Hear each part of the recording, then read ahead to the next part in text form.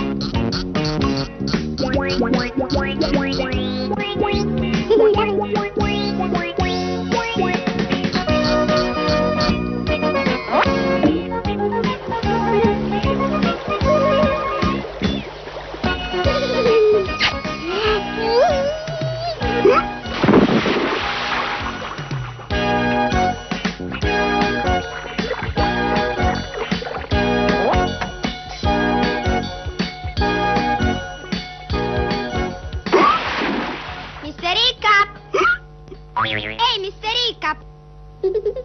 Ma perché non provi a farti passare il singhiozzo?